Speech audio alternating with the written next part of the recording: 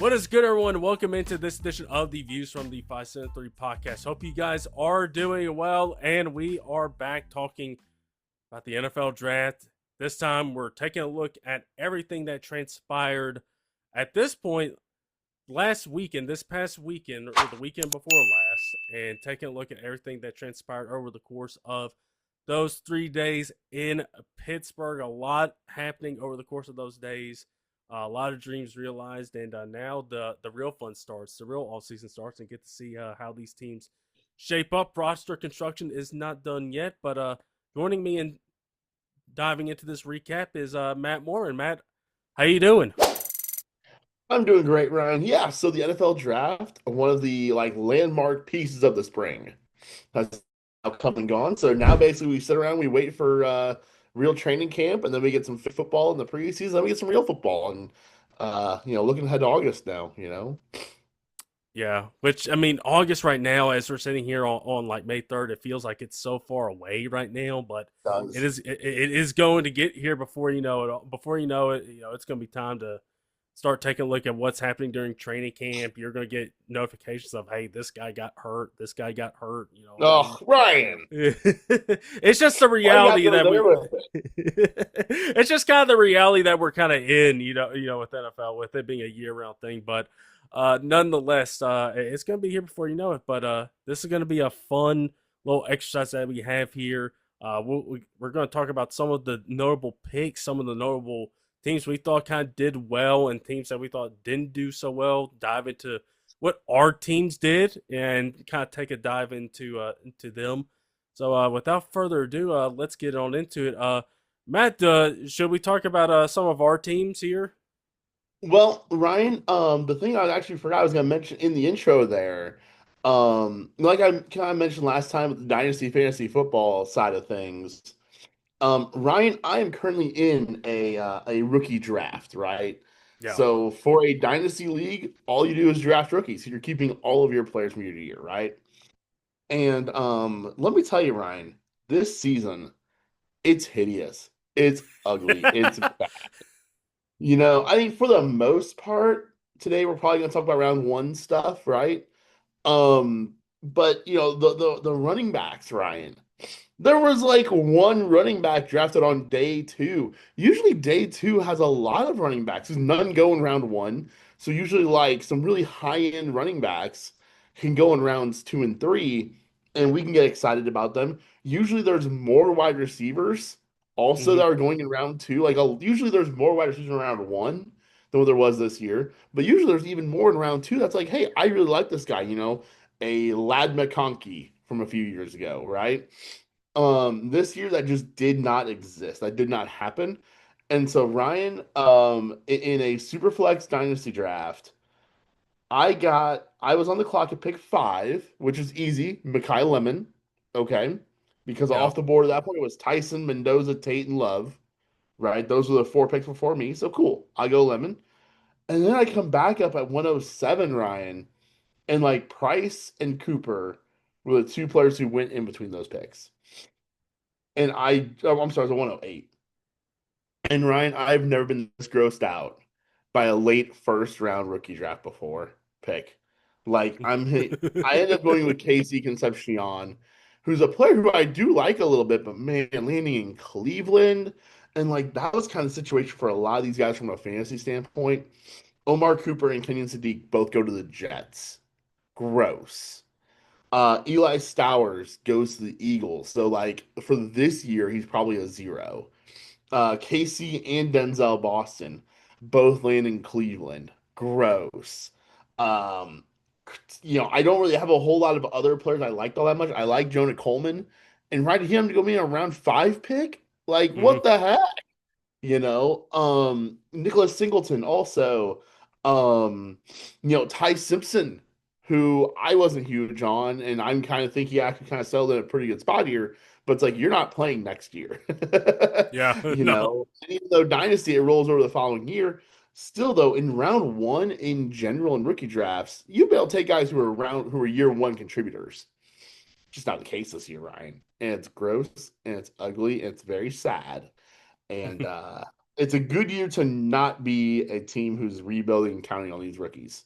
It's a good thing most of my dynasty teams have some veterans to lean on because this is not the year to restock your roster.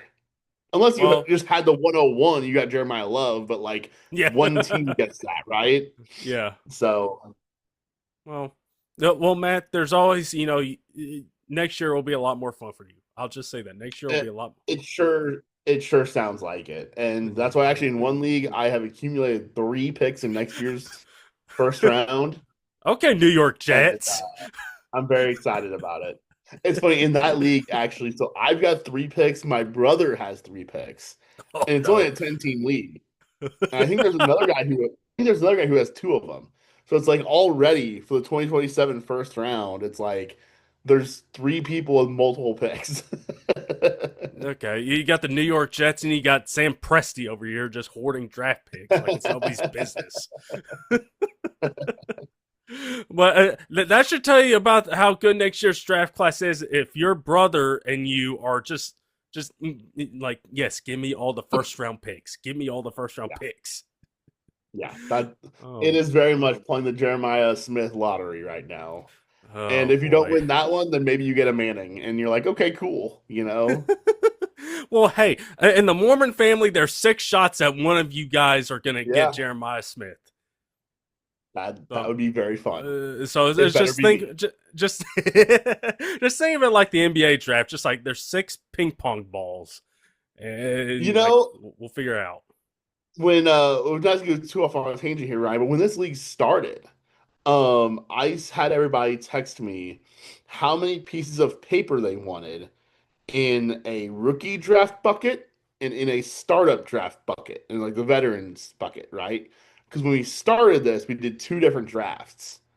And so I told everyone, you get to kind of make your own odds. Do you want to do 9 in the veteran draft and then one in, like you had to have one at least, but you could split 5 and 5, you go 7-3, however you want to do it. And I drew out the orders and I'm like, someone's gonna get lucky and someone's gonna get screwed. That's just how this is gonna work. But it was very fun indeed.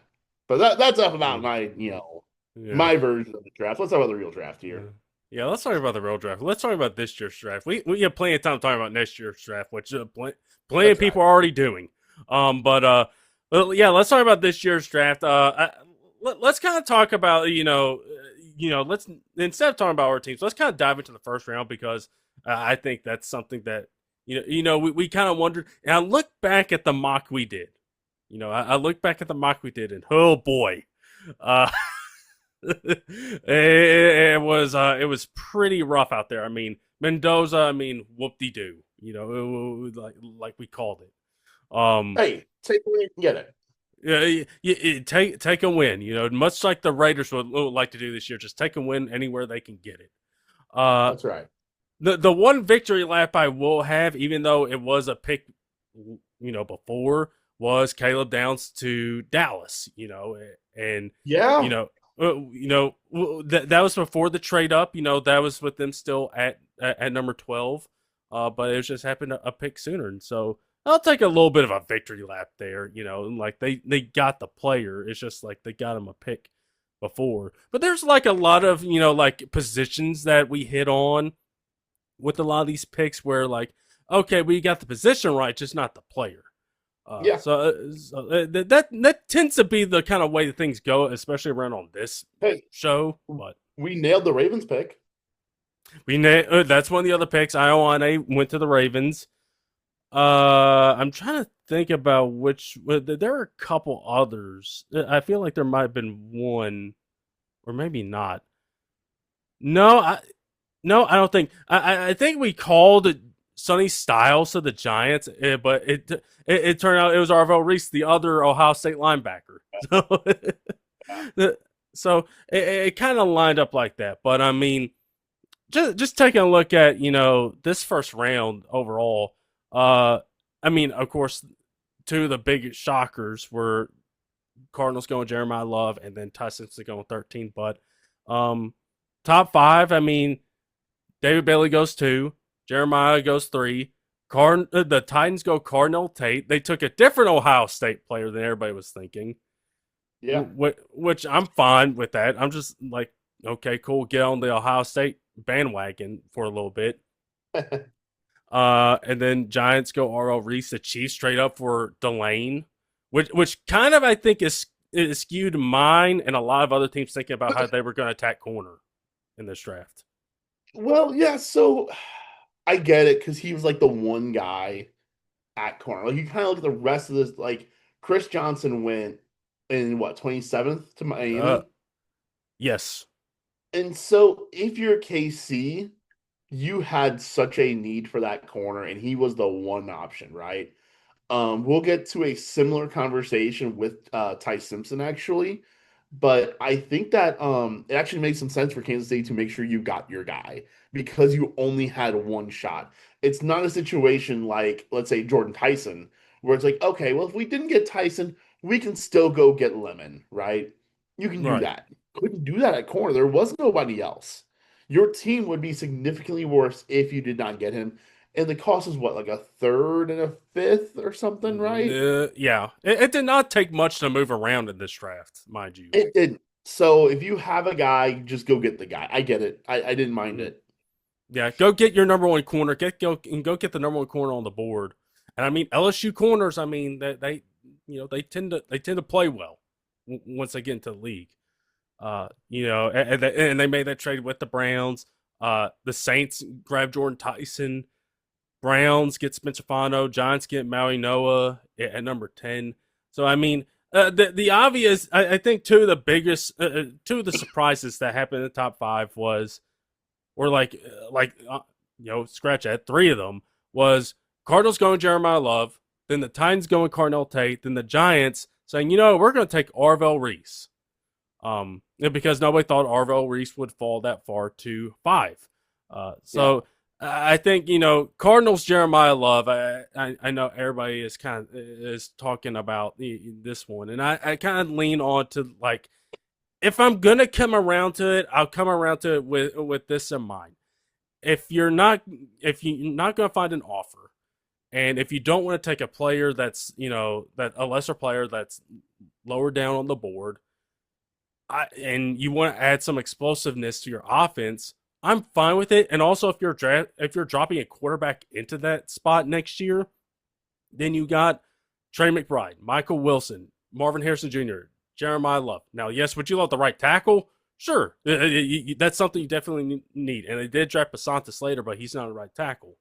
So that's the only way I could get around on it. But I think why they wouldn't take somebody like Arvell Reese, like Matt, how many times have we seen them take the hybrid tweener types in Right. years past? Yep. With Zaven Collins, Isaiah Simmons, and Monty Osborne probably has that in mind, and like he hears that from people that have been around the Cardinals franchise, like, hey, that type of style has not worked out for us, and let's just go get a guy here that we know is going to be instant impact, and we're not going to have to wait on him to produce. And he's not an idea. Yeah, I'm fine with it. I really am. Partly because no one really does blow me away. I would have probably if I were in that chair, Arvell Reese would have been the pick. I would have gone that route, but I do in this situation understand it. I wonder what their threshold of settling for a trade was. Like, did you need it to be a team where you move back but still stay in the top 7 or so, right? Because if you're the Cardinals, even though it's kind of weaker class, you probably still do want a higher end pick here. You probably still want to end this draft with one of like Tate, Reese, Delane styles probably, and probably not even Tate because you don't have, don't really need that going on too much, but you could do it because he's an elite player. So I wonder how much of that limited the trade partners with Arizona. And then I think if you look at the teams who were slotted in those spots, the Chiefs ended up picking 6, but that was Cleveland, right? So Mm-hmm. then if you look at okay, Tennessee, Giants, Browns, Commanders, really only the Commanders to me were in a spot to trade up for a running back. If that's the pitch you were trying to sell. So you've limited yourself to 4 partners, and 3 of them don't really make much sense.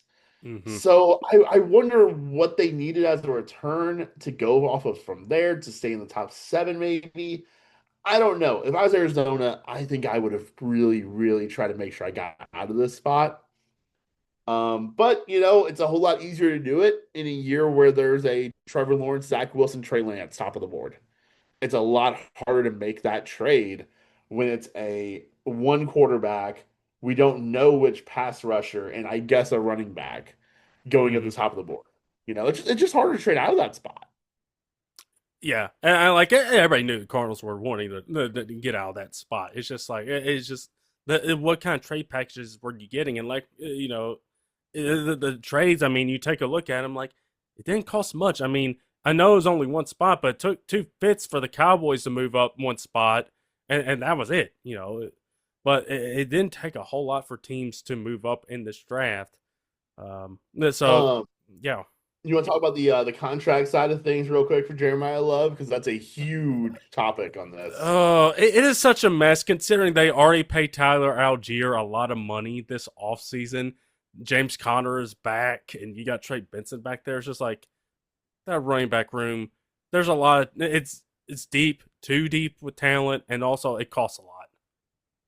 Well, and on top of that, at the running back position, and this is probably the big argument against taking Jeremiah Love is the contract. 4 years, 53 million is kind of the slot value. Ever since I think it was the Cam Newton draft. I think Cam was the first one. Where now rookie contract wage scale is pretty much set, right? Like Yes. based on Hmm. where you're drafted, you are getting this contract, regardless of position. So his deal will make him the highest guaranteed paid running back in the entire NFL history. And I think that's the big argument here, Ryan, is, Yeah. it's the contract. Like, think about when Saquon was a free agent a couple years ago, Derrick Henry a few years ago. Imagine if today, Ashton Genty was a free agent. Would he even get this contract, right? Like, if Jeremiah Love was a free agent and not a rookie, would Jeremiah Love have gotten this contract? I don't know. Probably because he's so young. Travis Etienne just signed a 4-year, $48 million total value contract, with only half of that guaranteed, 24 million. Chances are basically that's like years 1 and 2, right? Now he's 27. So that's where it's a little bit different in that regard. But a 21-year-old Jeremiah Love being the highest paid running back, Ken Walker, 3 years, 43 million, but only 28 is guaranteed. That really is kind of the sticking point that people are on about this. And this has changed, by the way. The cap continues to just go up and up and up because the NFL continues to make money, money, money. So Bijan Robinson, who Ryan, he was the eighth overall pick. Yes. So his current contract is his rookie contract, 4 years, basically $22 million. So 5 slots later, and it's half the money, right? I don't have it in front of me how much it is for each slot for this year, but I have to imagine that like if he went fifth overall or something, it wouldn't be the same. So that's big. That's important. And that's one of those things like we talk about how the rookie wage for quarterbacks is such an advantage. And that's because I don't have it in front of me what Mendoza's is. But let's say it's 4 years, 53 was for Love. Let's say it's 4 years for 70 for Mendoza. Well, 4 years, $70 million of total value. You're looking at well, literally yeah, like the guys I'm looking at right now are the guys who are like rookie picks, right? Caleb, Bryce. So starters get like Baker Mayfield's on a 3-year $100 million. So if it's 4 years for 70, you're sliding below Baker's contract. Daniel Jones, who everyone got all uppity about, was 2 years 88. So if that's the case, if it's 4 years of 70, that quarterback, that's such a massive bargain compared to at running back where that is a hindrance. So that's really part of the argument here too against taking Jeremiah Love that high. I had not factored that in pre-draft, Ryan. This is all stuff I saw after the fact. I did not consider that going into this, but that definitely would have been. And if I was an NFL GM, I would have been aware of this. Instead, I'm just Matt from Missouri and did not factor that one in. Yeah, I mean that's just one of the things that was. regardless of where he's going to be taken, that was just going to be one of the things where it's like, how much money are you paying him? And it was going to be brought up, whichever team took him. And, now because it's the Cardinals and because they, commit money to Tyler Algier and they got money tied up in James Conner, it's a little bit more noticeable. Like, hey, we're paying this rookie running back, top 10, top 5 running back level money. And he hasn't even played it down yet. So, Top one. Yeah, top one.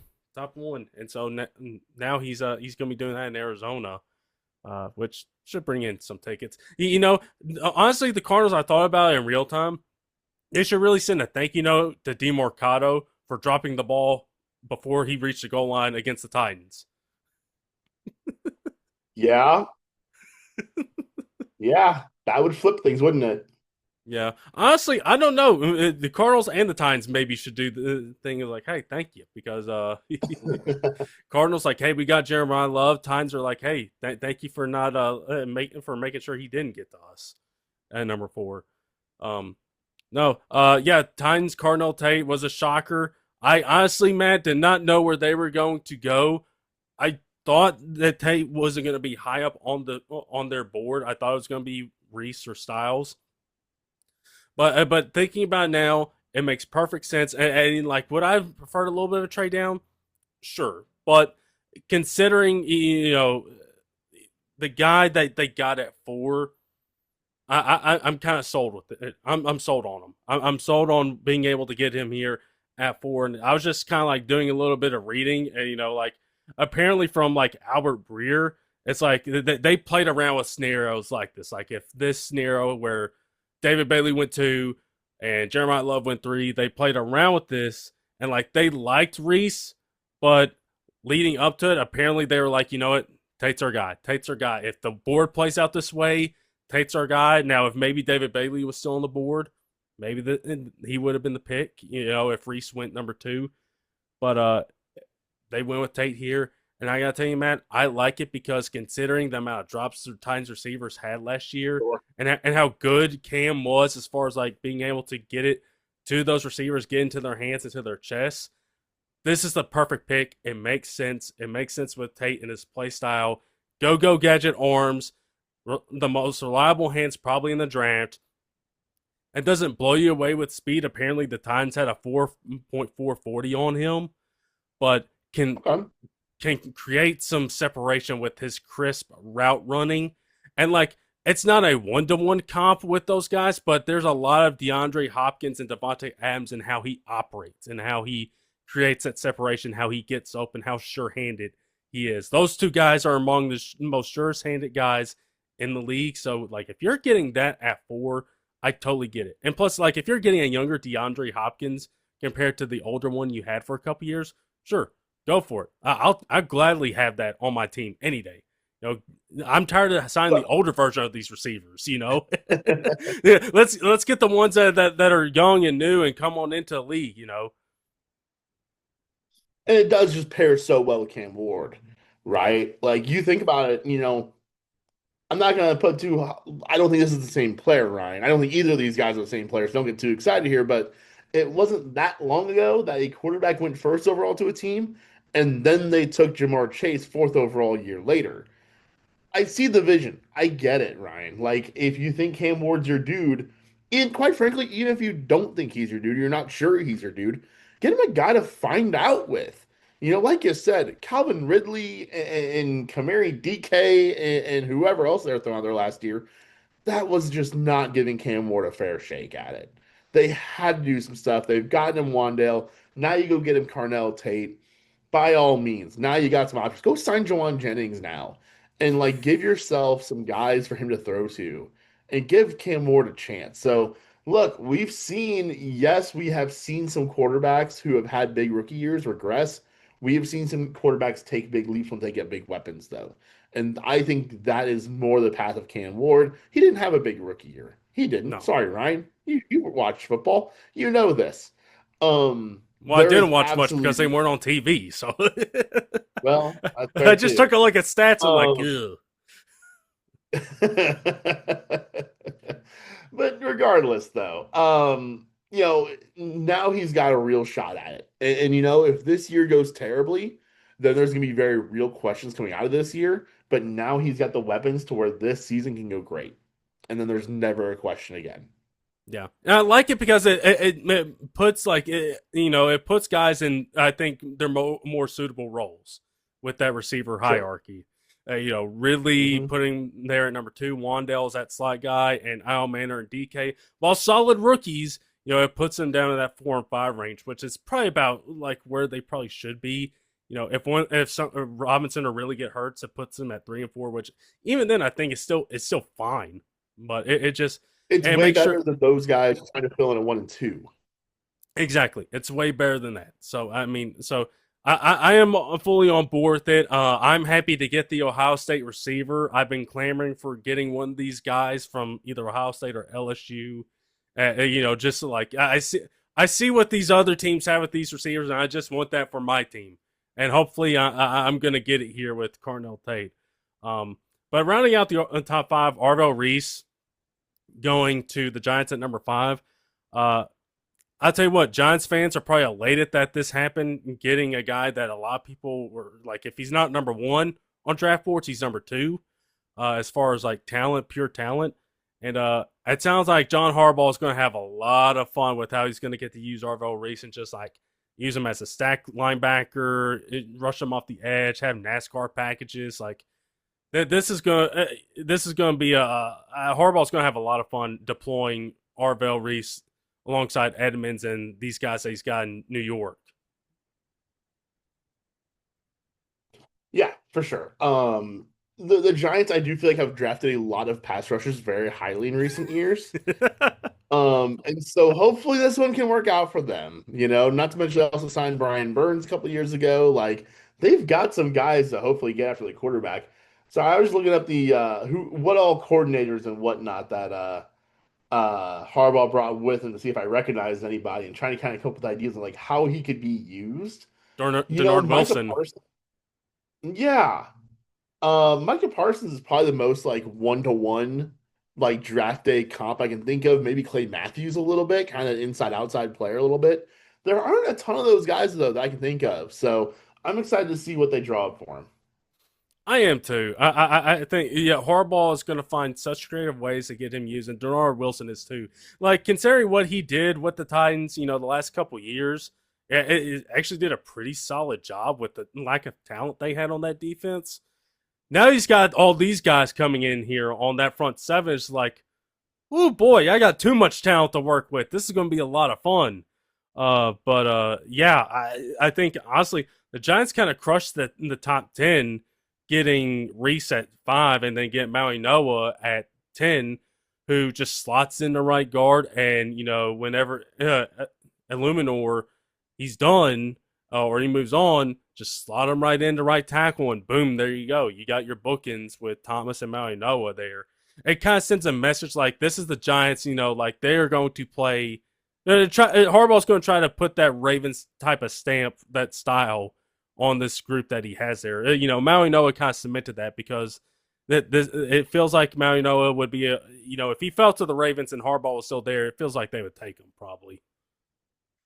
John Harbaugh knew, Ryan, his number one draft day need was to avoid Daniel Falalala being a starting lineman.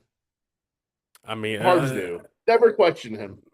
yeah, never question him. And like, listen, so it feels like that offensive line is going to be shored up, but like, I mean, Giants did really well. I know we only got a couple minutes left on the Zoom clock, but I mean, just kind of taking a look at it, talking about the Cowboys real quick, outside the top 10, what a way to get Caleb Downs there at number 11. Just like, if you're Jerry Jones, you're elated, you're Oh yeah.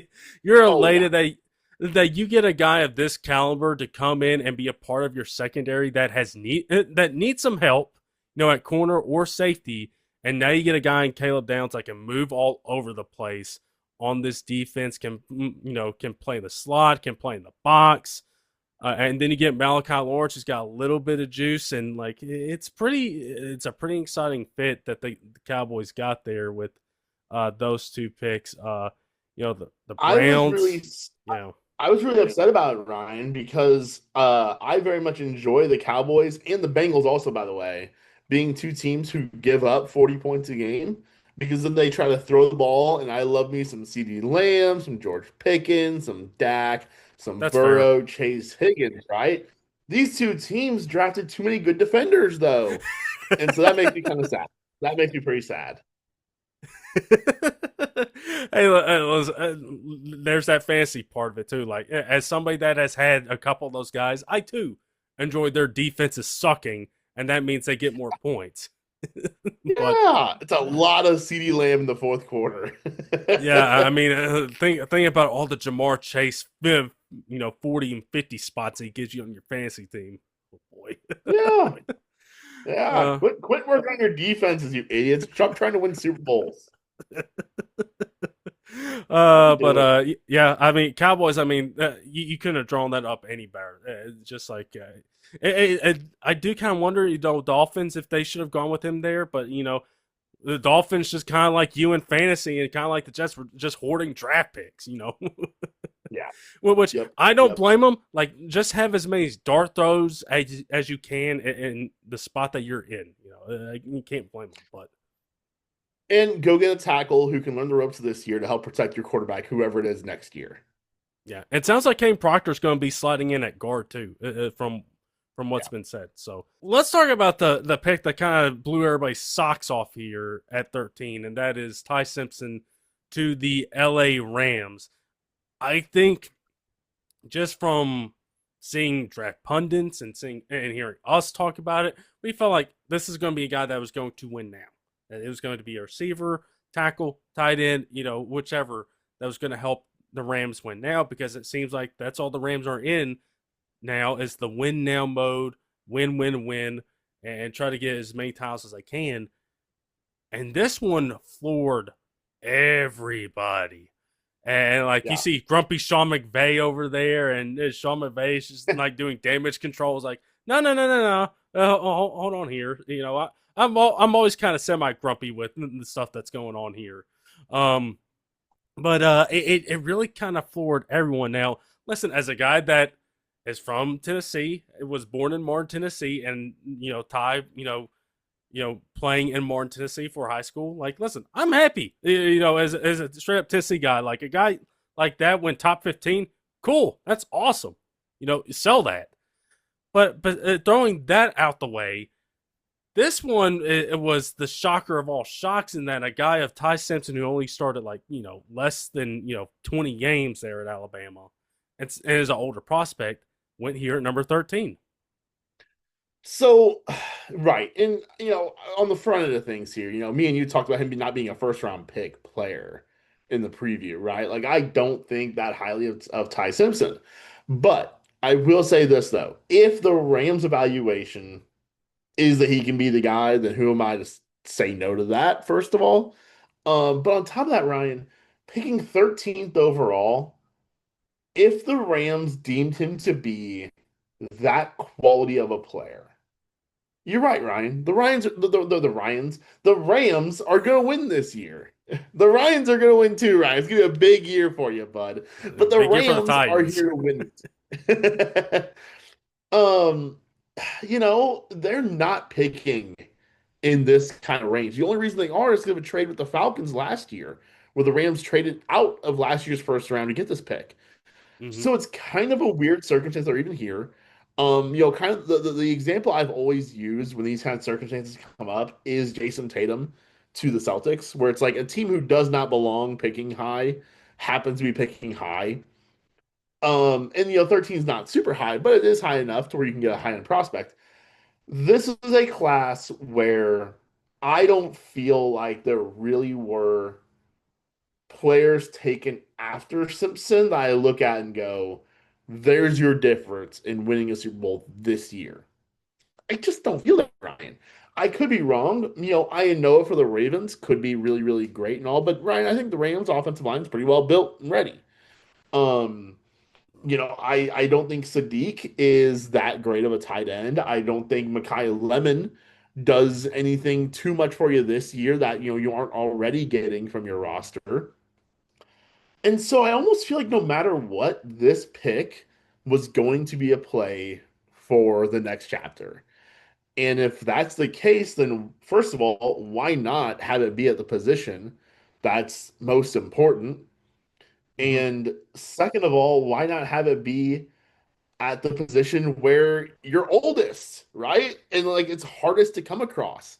So the Rams next year probably picking in the 20s, just like their own pick was for this draft, right? Like their own pick was going to be, I think, 27, 28. That's probably going to be the case again this year, right? Is maybe at earliest they lose like early in the playoffs and it's like pick 23 or something. Yeah. Maybe. Even then, if you want to move up for a quarterback next year, chances are you have to trade like three firsts. And they've gone down that road before. They've done that before. Yeah. Um, I think if you view Simpson as potentially to be your guy, this cost you one first round pick to do it, and it was one that you traded away last year anyway. Like I think the opportunity cost here was so low to just do it and get your hands on him and see how it goes. Just do it. And I really don't think the rest of this class were guys that would have been the difference in a Super Bowl win or a Super Bowl loss this year. And there's a chance if Simpson comes in and he picks up McVay's system really, really well, that Super Bowl window is not closed and you're not all in. It's not like the Ram franchise was folding after this season. No, they're going to play football in 2027. They're going to play football in 2028. And now they might just have their leader and their quarterback to do that with. And, you're going to be paying Puka Nakua a whole heck of a lot of money.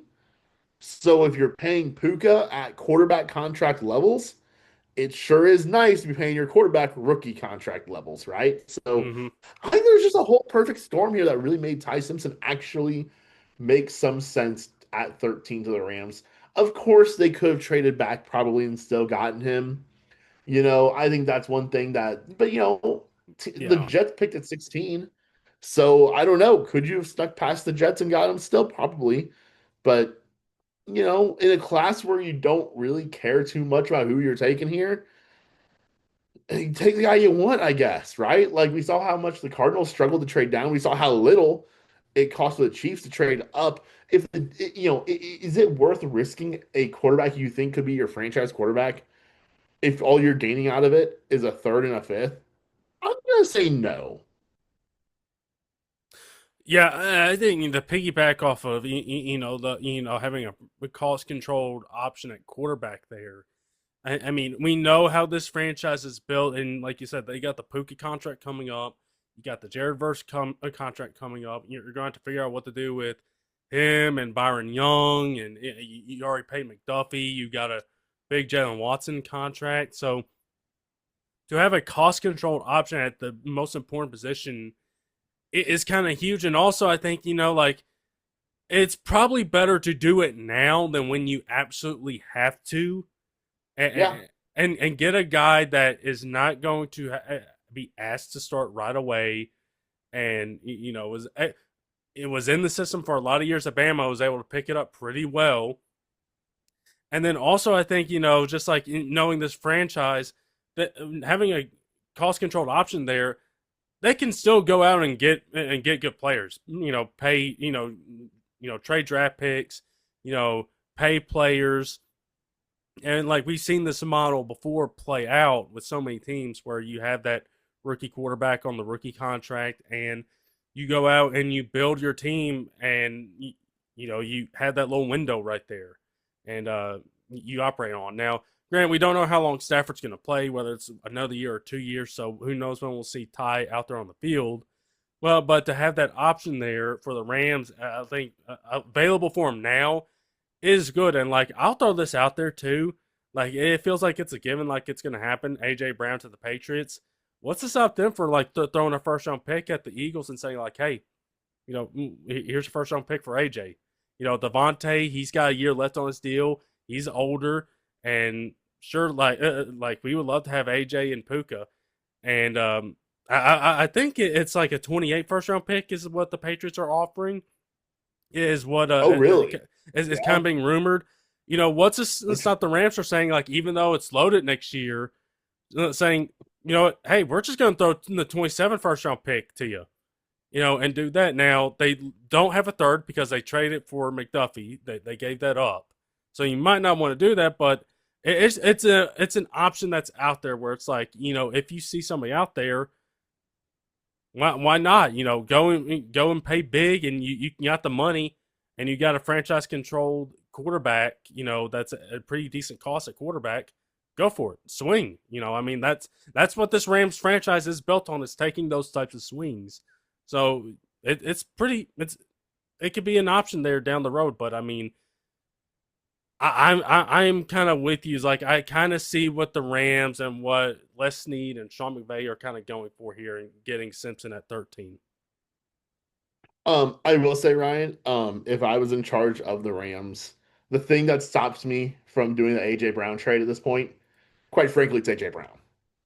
Yeah, Just that's you fair. know the way he played last season, the attitude situation of last season, Doesn't fit. I would rather just have Adams and Puka and let's roll with that. Like I don't think you know in a world where Puka's the number one receiver.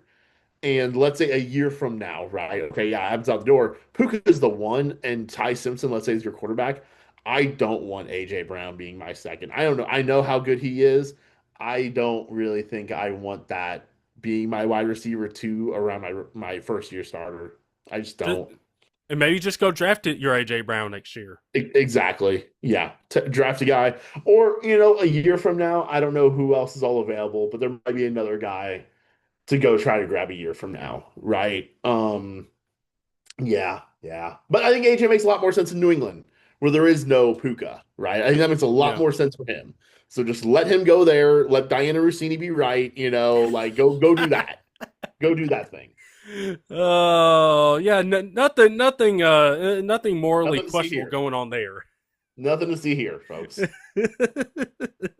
Disperse. We got nothing to see here, everybody. Um, Yep. no. So I mean, yeah. I think just in scouring the rest of the first round, I mean, Ravens getting Iowane, rock star pick for the Ravens right there. Yeah, the right pick. It really, really was. I was excited for a little bit about the idea of Ruben Bain there. I I thought really about it. thought that was I really, my brother texted me earlier today on the draft down around one day. He texted me earlier. He's like, "Hey, what do you think is like the dream scenario?" And I'm like, I think the dream is everyone panics about Ruben Bain. And sure enough, it sure seemed like everybody was panicked about him, and he was there, but they decided to go with the offensive line instead. And I'm good with that. The Ravens have shown the ability to manufacture pass rush, and they got Zion Young in round two. Yeah.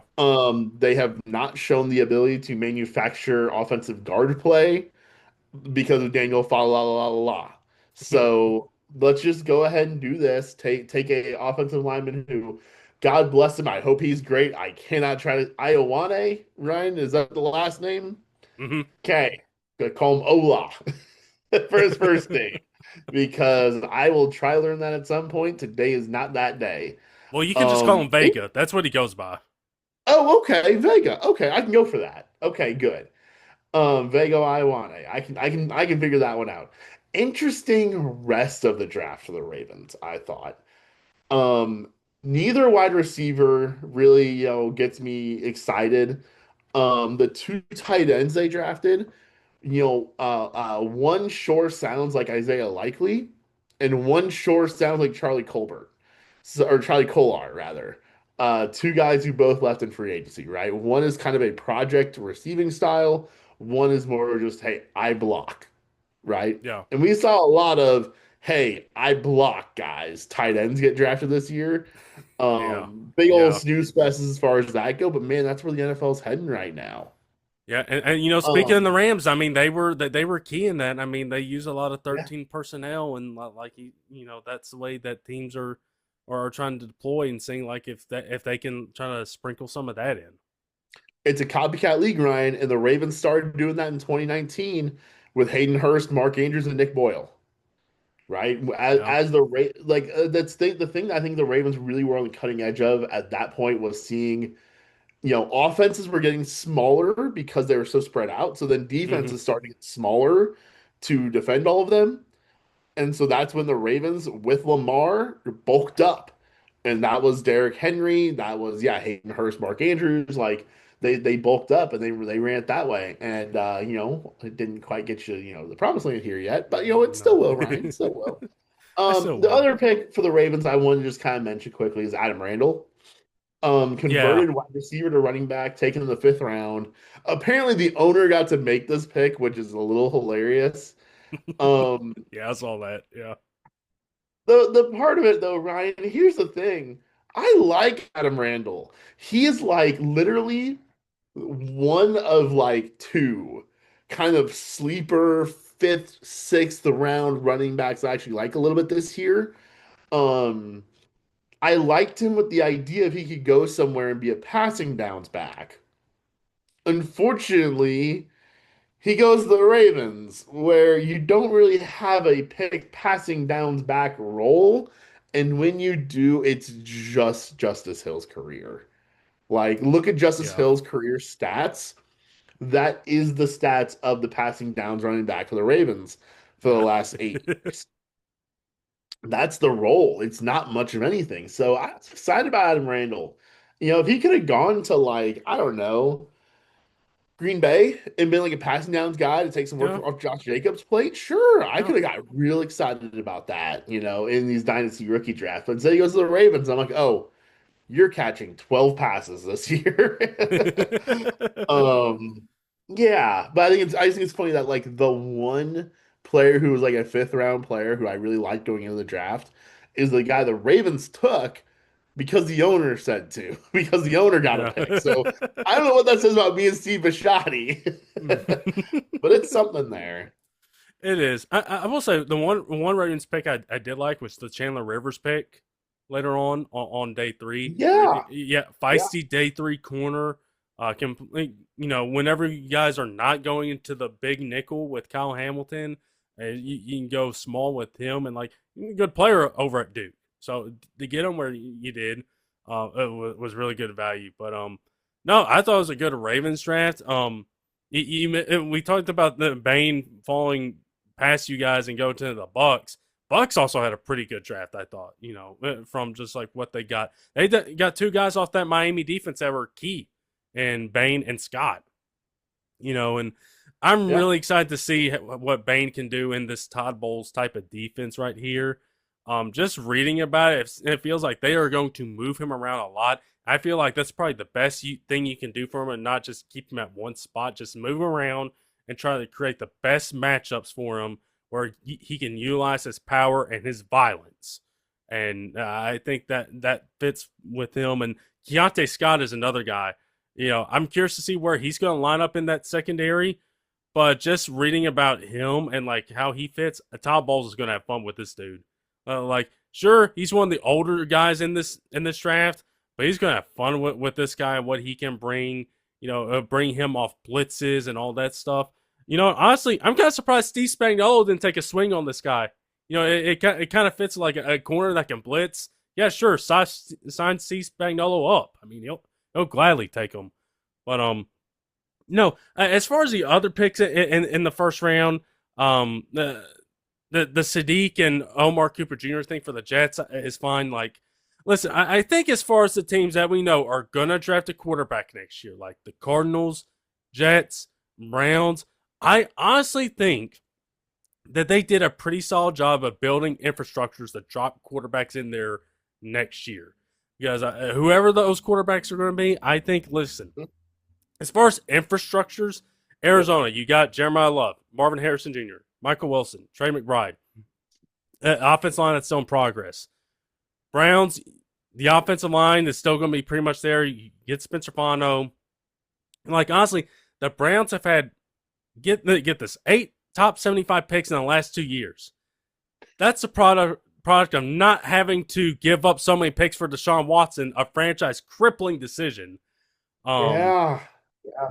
And like last year, they nailed the draft with what they did. Mason Graham, Schlesinger, Judkins, and then Harold Fannin.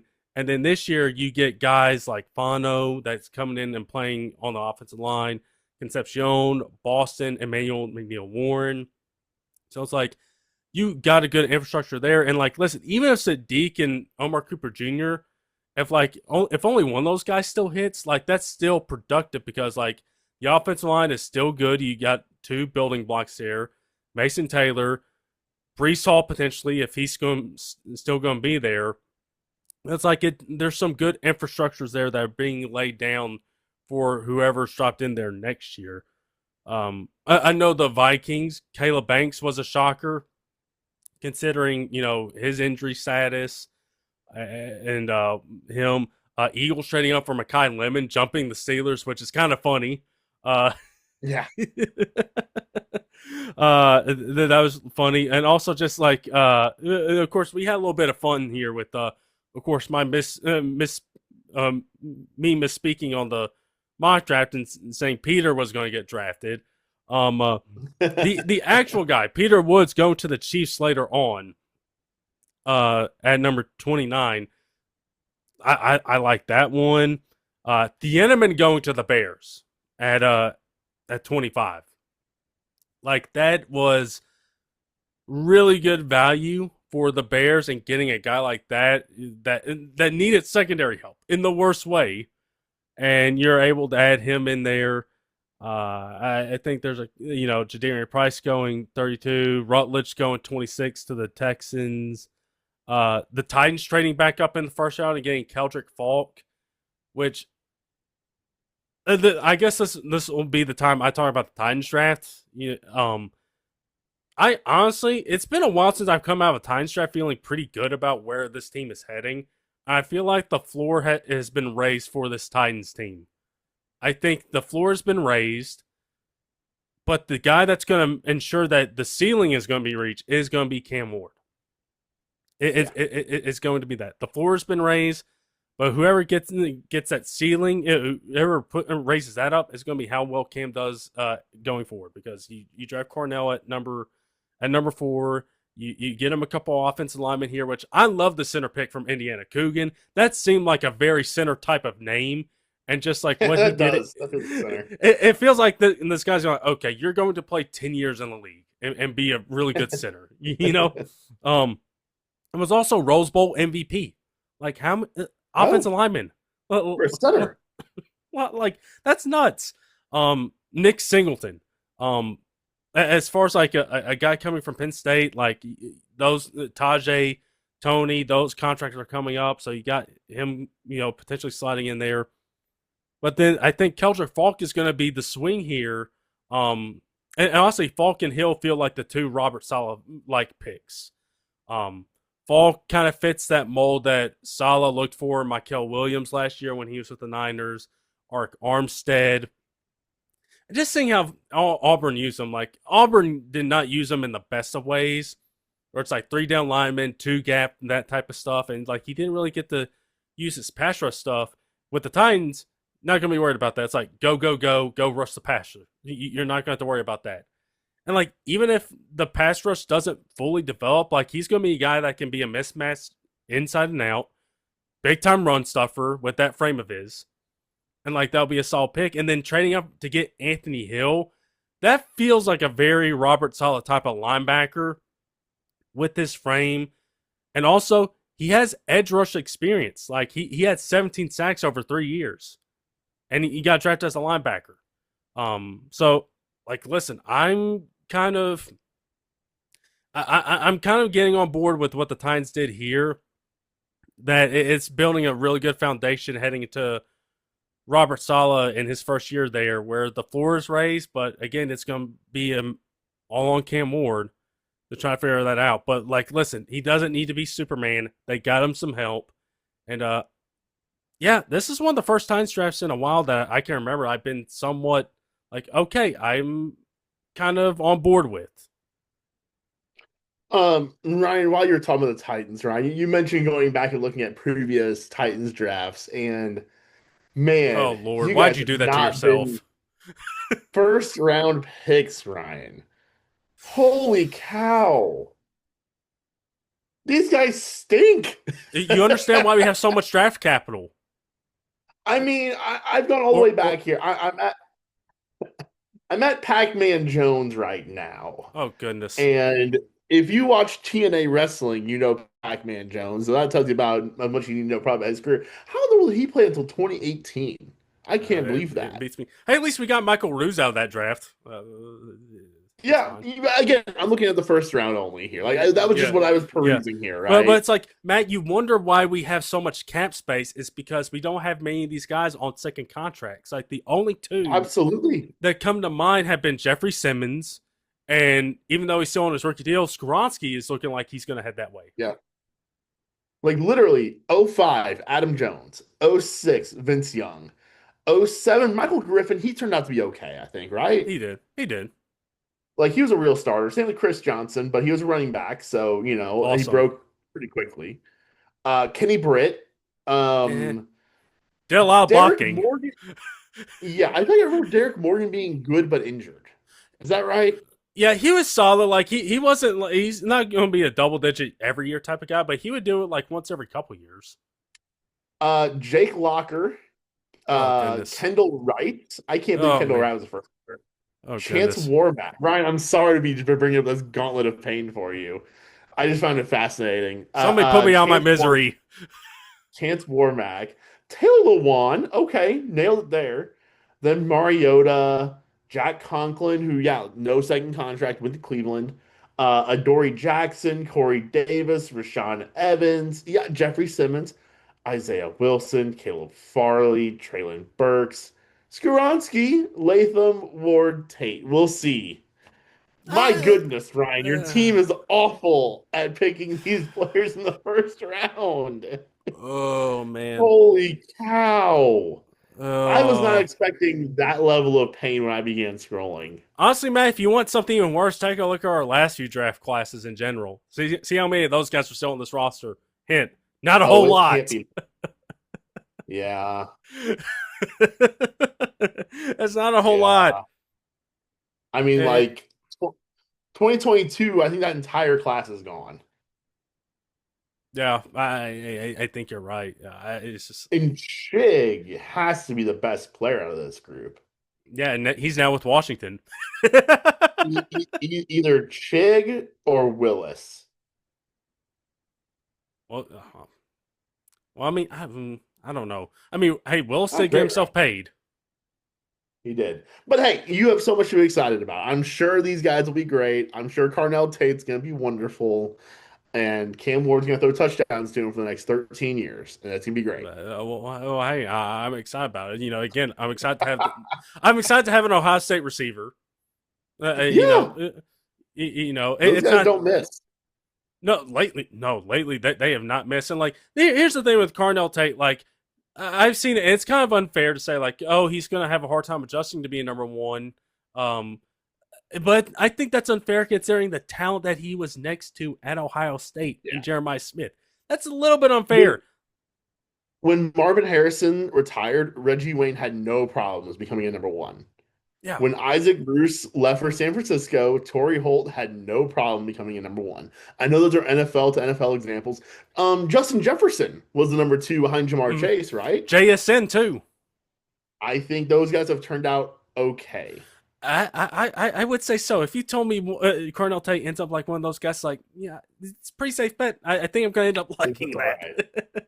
I think that's all right. So even I'm not too worried about that. even in this, even though they would be young players at that time, it's like, hey, listen, best receiver in Titans history, probably, maybe. You know who I do have that concern with though is Jadarian Price. I do have that concern because as a running back, I feel like you get to take advantage of a lot of worn down defenses from Jeremiyah Love. And now as the lead back in Seattle, especially this year being a year where Charbonnet is injured going into it, I don't expect Charbonnet there for the first 6 weeks, really. And if he is, it's not going to be much, right? So Yeah. I'm a little worried about that scenario that people are worried about with Tate. I'm worried about that with Jadarian Price.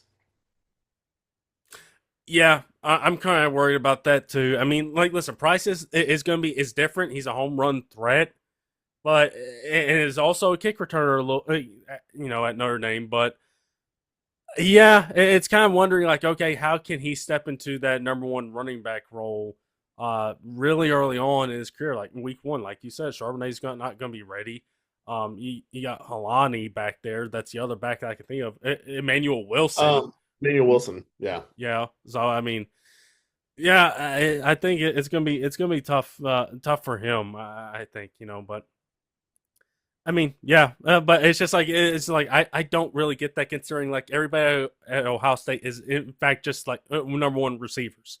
Just like on the depth Right. chart, they're just like there's like uber talented guys. Like Because Garrett and Olave, they were like 2 and 3, weren't they? Because there was Harrison there. yeah, like that. Am I lining that up correctly?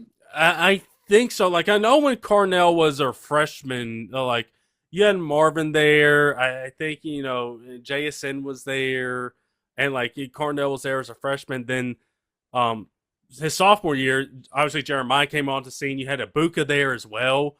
So Yeah. like and then like he really stepped onto the scene, with Ibuka kind of getting a little bit banged up last year, and like it became Jeremiyah and Carnell, and then this year it was like those two really, and I forget who the other third was, but I mean, yeah, I mean, like they just produced number one receivers. There's not a number two and number three there. Like those guys are all ones. Like the league has Yeah. proven that. Yeah. One quick note on other receivers in this class, Ryan. I don't love the fit of Mekhi Lemon. If he's supposed to kind of fill the AJ Brown role, that just doesn't feel like the kind of player for that spot. But we'll see. The one who I do think is kind of exciting is I think Todd Monken's gonna get like some fun with Casey Concepcion. Like Now, Zay will the quarterback Flowers like. exactly? And I think Denzel Boston is Rashad Bateman, which isn't much of anything, but it's that body that just runs the perimeter routes, right? I like those two players stylistically are those guys. And so I think that Monken's going to have some fun. Now, will quarterback be able to deliver the ball where it needs to go? I don't know. Well, who's going to be the quarterback? That's gonna that's a question. Honest to goodness, I'm starting to think Watson. I really am. Uh, it kind of feels like that. It feels like it's so early on, but it feels like it's trending that way. But Which is yeah, wild. it is wild to think about. Yeah, Concepcion, I do like that in Cleveland, but yeah, Yeah. I um, think it's a really, really good fit with that coaching staff. if he doesn't have the drops they had at A&M, then like watch out. He's going to be explosive. He's an explosive big play threat ready to happen. But yeah, Yeah. McConn Lemon to 20. Like I wonder if it's like he and Eli Stowers are going to be like they're going to try to get Jalen Hurts to like maybe I don't know access the middle of the field more. And like those are going to be two guys that have sure hands, and I don't know. And it's like a new coaching step too because there's no continuity on that offensive side anymore because Stoutland's gone, Patullo's gone. You got Sean Mannion coming over. He's got a couple Green Bay guys coming with him, so it's going to be a new offensive staff there for everybody to kind of learn and like. Well, we'll kind of see, but yeah. I'm feeling icky on the Eagles, Ryan. My gut feeling is bet the under. Yeah. Well, hey, they did make a big trade for Jonathan Grenard. I guess you can throw that in there. Yeah, that went totally under the radar. He's really good. Yeah, and they gave him a big extension too. Yeah, deserved. He's awesome. Really under the radar move on. That was a day 3 trade, wasn't it? Was it day 2 or was it day 3? I can't remember. Either way, I think it was day 2 because there involved some day 2 picks. I think there's a third involved. okay. Okay. Yeah, but still, really, really good player. And that's like a classic Howie Roseman move there. Yeah, it is. Yeah, kind of like looking over the rest of these picks. I mean, honestly, I feel like some of the teams that didn't have first round picks kind of did pretty well for themselves. At least a couple of them did. Like Indianapolis did. With the draft that they kind of had, which I mean, as a Titans fan, sucks for me because that's a divisional rival. But then I take a look at the Jags and the draft they had with no first round pick, and I'm like, okay, I feel a little bit better about it. Considering the draft they kind of had, and they kind of started that run on the blocking tight ends there, that mini run there with Borkature.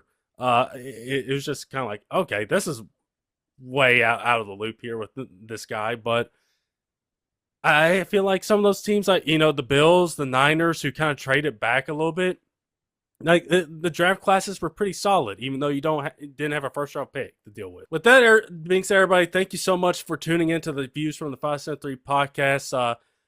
Well, I want to try to do some off season shows. We can try to do some off season shows and like fantasy stuff and like who we buying and selling and stuff like that. So with that being said, everybody, that'll do it for us here. Hope you guys are doing well. And until next time, we'll talk to you guys real soon.